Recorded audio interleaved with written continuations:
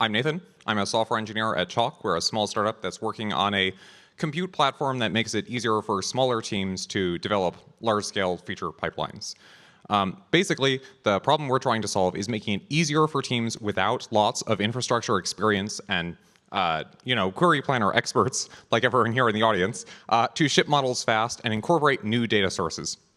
Oftentimes, teams end up having to do complicated ETL pipelines just to get data that they want to add to their database, even though they know another database that they use all the time and is perfectly capable of serving stuff on demand is used for other products outside of machine learning. And this is important because they want to be able to react to real-time signals. If you're looking for patterns of fraudulent behavior, knowing what happened yesterday is not going to be any good at spotting 10,000 fraudulent transactions created over 10 seconds. So what Chalk does is we compute your data on the fly so that your features come from whatever their original data source is, whether that's SQL or some API that a vendor provides, or derived from other feature values that you also want to keep up to date.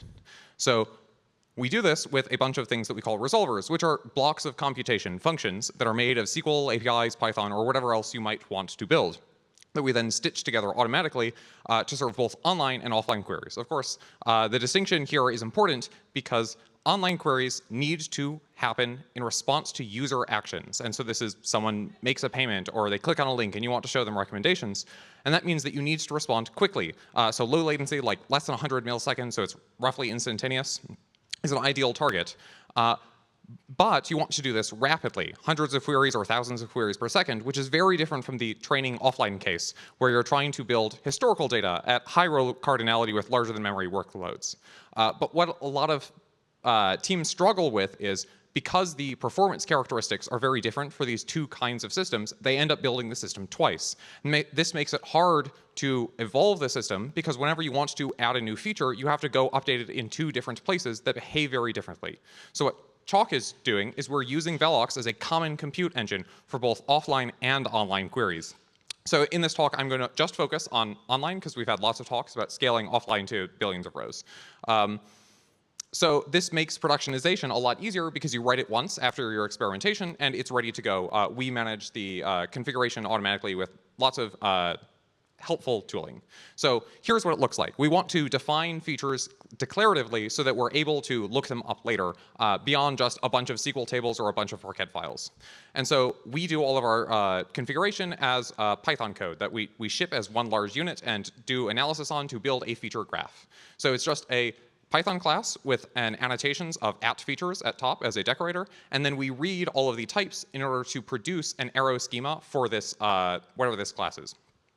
This allows us to do basic features, float strings, but also more complex ones like lists and maps and structs. And it also lets us define relationships between different features. And this is really useful for making it possible to evolve your data over time. So in this case, for example, we see that every transaction belongs to a user, and every user has many transactions that it can access through a data frame that contains them, or in particular, contains whichever columns of them it wants to use. So resolvers are how we actually compute those values. And the most common kind, because SQL is king, are SQL resolvers.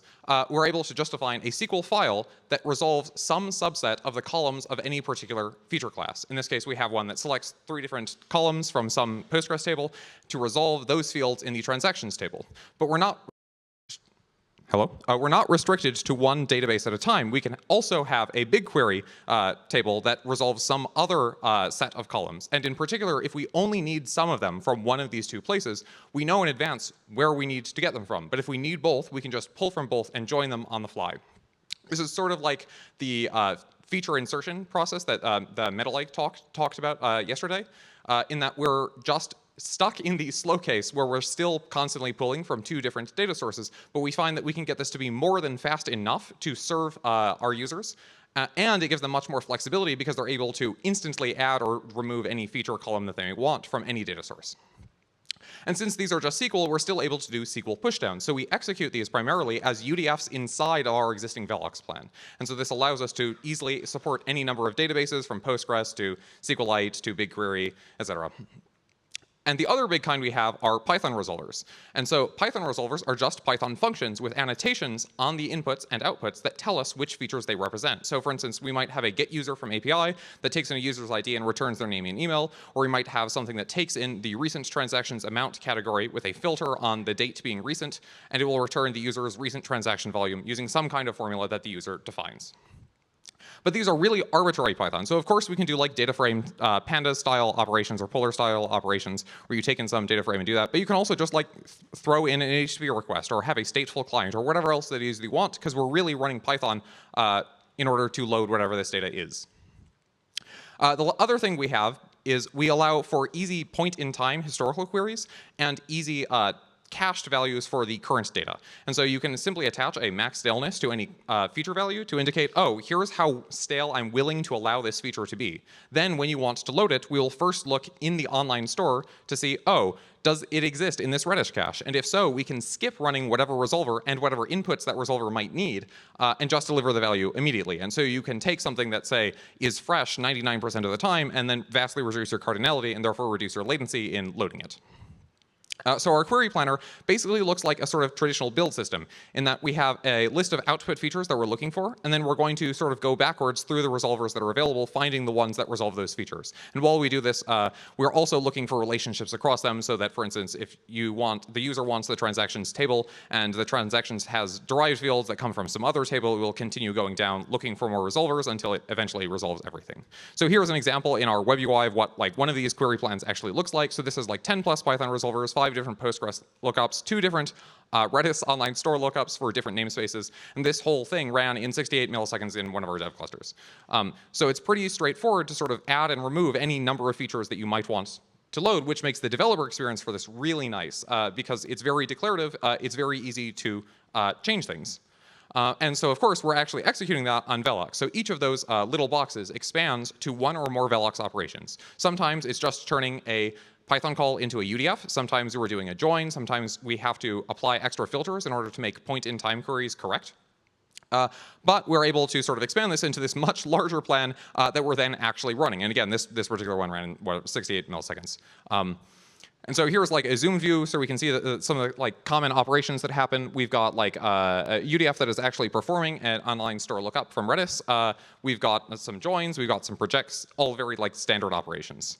And so we have a bunch of optimizations that we've applied on top of Velox in order to make it better at doing these sorts of online queries. And so one of the big things is we have replay. Because we have resolvers, which are potentially very slow, we want to avoid running them multiple times. And so while we run them, we record any data that we might need effectively as a materialized CTE. We call this replay, where record batches that are going to be needed twice, such as this SQL result here for 2 different parts of the plan that we want to run concurrently. It will be duplicated into a replay network so that we don't have to compute any of those values twice. And it also counts how many times they're needed so that it doesn't hold them onto them any longer than is necessary. And this is important that it's in memory for the online queries, because otherwise we would have to spill, which would mean copying, which would mean extra latency. And so all of the record batches are typically held in memory until they're going to be needed. Another kind of optimization we find is that we have a lot of hash joins in our plan because we're doing replays to avoid duplicating resolvers, but that means we eventually have to combine the data back together. And what we found is that the Velox's hash join on the build side converts from a column format to a row format because it needs to store each of the rows into a hash table so that spilling is possible. However, we don't want our online queries to spill because that would mean touching disk, which would be very slow. So we have a custom online hash join, which is essentially a fork of the original hash join, which is optimistically 0 copy. It keeps the original build side record batches in memory so that it can select individual rows from them instead of needing to copy, and we found that in end-to-end in one of our like typical queries, this was 1.4 times faster.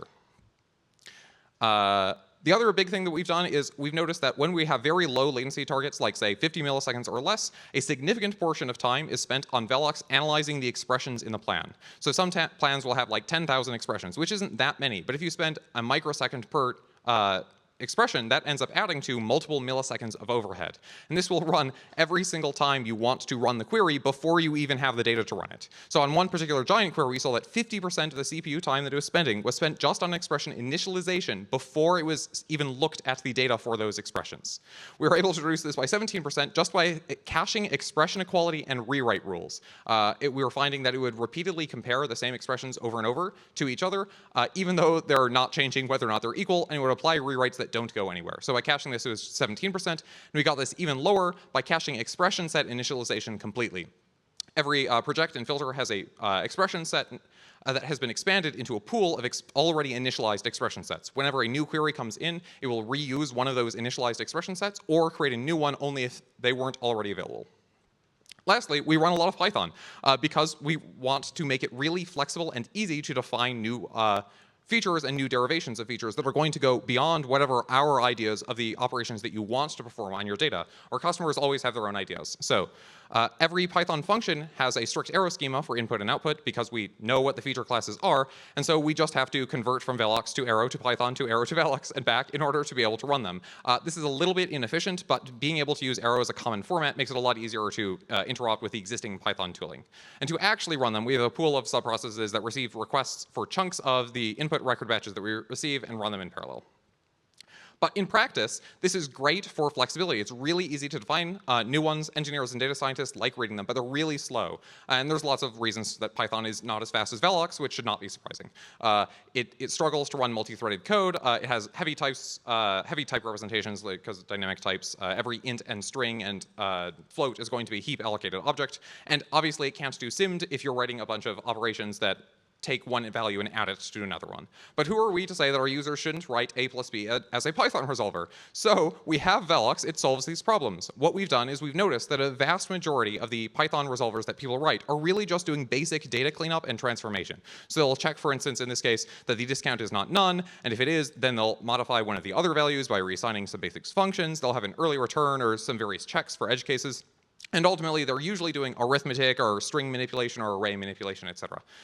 And Python is really nice to write this. It would be annoying to write this, for instance, in SQL. You totally could, but it's not what people would usually reach for this kind of transformation. So our breakthrough is that we have a symbolic Python interpreter. At query plan time, we look at all of your Python UDFs, and if one of those UDFs has the form of one of these pure compute operations, we will convert it into a Velox expression directly, so that at runtime, there's no Python involved. And the way we do this is what I'm going to go over now. So basically, we have an environment that stores a mapping of each Python variable name to the corresponding underlying Velox expression, along with metadata, which describes what the Python type would be if we were running Python. So initially, these are going to be column expressions corresponding to whatever column we happen to be running. So for instance, the discount we know comes from some column, say, named D, and subtotal comes from S, etc. And these will refer to the original value that was plugged into the Python value. So when we have a Python expression, we just have to evaluate it like we would if it were Python, but we replace the result with a new Velox expression that does the same thing. So for instance, a Python subtraction, we look up the corresponding values. They're both float types, and so this means we'll just be able to use plain old Velox subtraction on the results, and it would produce a Python float. And so we're able to then take this value and do more things with it. For example, if we have a reassignment, we just evaluate the thing on the right into whatever the corresponding expression would be, which in this case looks exactly the same, and then we replace it in the environment. So all the other variables hold their old symbolic values, and the one that was reassigned, in this case, whatever x equals y, the x value is replaced with a new symbolic value. And for if statements, it starts being a little bit more complicated because we now need to deal with conditions. We start by evaluating the condition itself as an expression like normal, and then we're going to evaluate the two sides. So the true side will produce some environment. This is what would be set in each variable if the condition had been true, so we had run the true side. Otherwise, we're going to back up, and we're going to do the same thing for the false side. So we'll see if the condition was false, this is the Python code we would have run, and this is the resulting environment that we would be in. And now we just need to merge them together into a composite environment, which is what's true in either case. And so we just take each variable and say, oh, if the condition was true, then we would be in the left, otherwise it would be in the right, so we wrap them in an if-then-else, and this maintains the original semantics. And of course, they were already equal because our symbolic values don't have side effects. We're just able to leave it alone, and this is usually what happens. Lastly, we need to do with actually returning values that we're able to extract them out.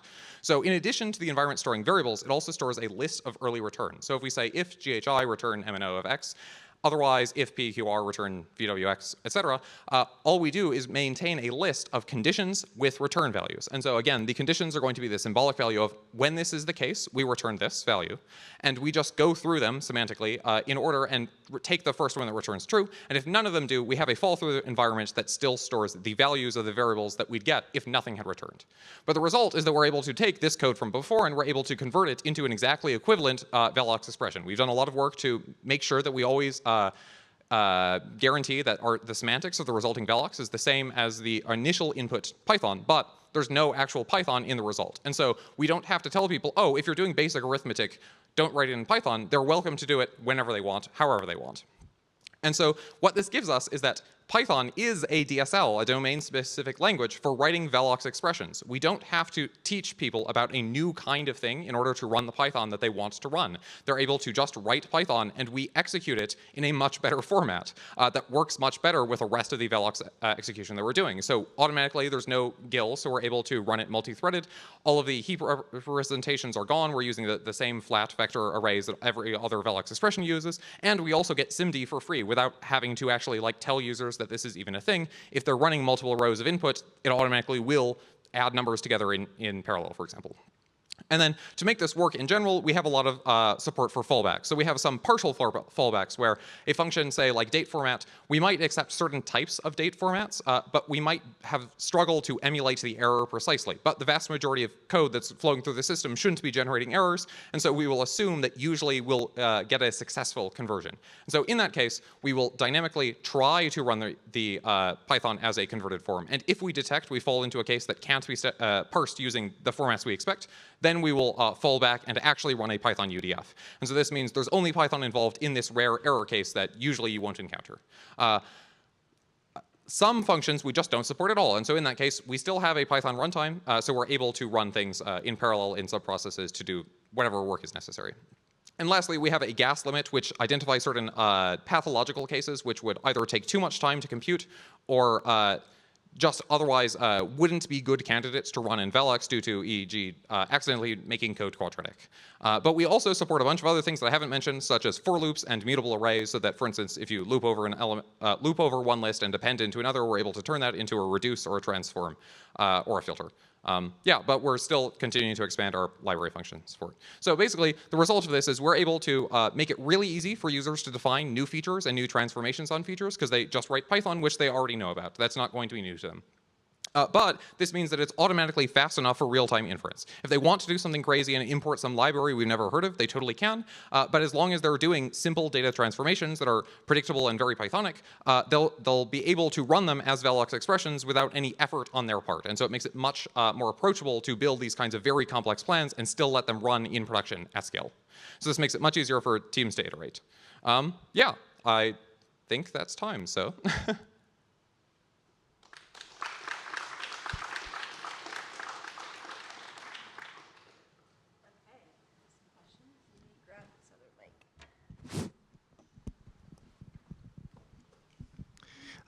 Yeah, I think first of all, that's super cool. We've been discussing about this for PyVelox for a while, like if there was a way to kind of express the UDFs themselves or the expressions in Python.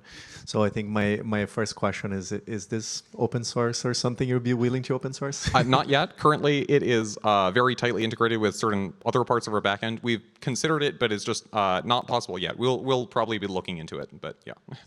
Yeah, if you're willing to contribute that to PyVelox, we would be happy to take the contributions. Last question is, you mentioned inference. Is this like the feature store thing? Is it something used for training as well, or is it mostly for inference? I didn't really have time to talk about it.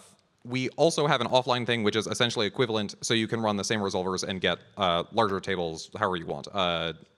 We have the same kinds of things you'd expect, so you can have like a large table, ETL it to some database, or we also have an offline store that essentially stores every feature value we've ever processed, so you can query that however you need. Nice. Yeah. Very cool. Thanks. Back here.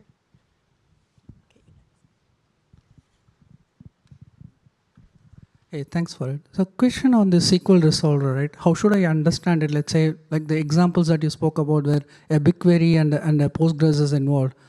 So in this case, how much of the role is Velox as? Is like Velox acts as a wrapper, pushing down everything into those sources, and only if I have a need to join, that's when Velox comes into effect. And secondly, if it acts as a wrapper, like, is there a trade-off on what to push down, or is generically if it's a SQL, push down everything to sources? Like, how does that trade-offs happen? Yeah, so basically we're essentially wrapping a real client for whatever library you happen to be hitting. So like if you're a BigQuery client for BigQuery, or Postgres client for Postgres, et cetera. And then we just stream the record batches out. We have done a lot of work to sort of push down as much as we can so far. Like for instance, if you have a Python resolver, you can include an annotation that says, for instance, I only want pending transactions. And then that kind of filter will be pushed down automatically. We don't currently get everything, but we're trying to sort of expand so we get more information that, for instance, if there's an upstream filter or an upstream join, we will automatically apply that. We currently have heuristics that cover most of those cases, but not all of them. We want to sort of commit more to like using the information that Velox has.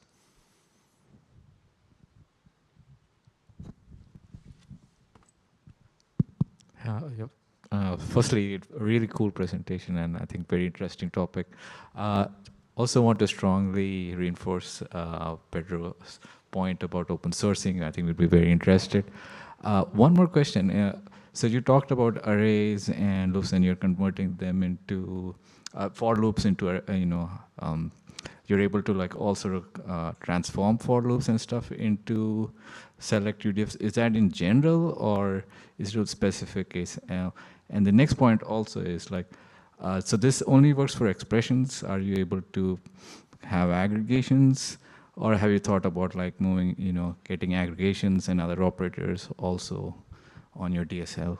Yeah. So to the first point, essentially all of our transformations are general, but there are a lot of specific cases that will trip them up. So depending on how complicated or how convoluted your code is, it might not work. Generally, our goal is that like straightforward code will work. So we start with for loops, for example, by turning them into reduce expressions over whatever the like array reduce expressions over whatever it is, mapping whatever state is necessary to make that happen.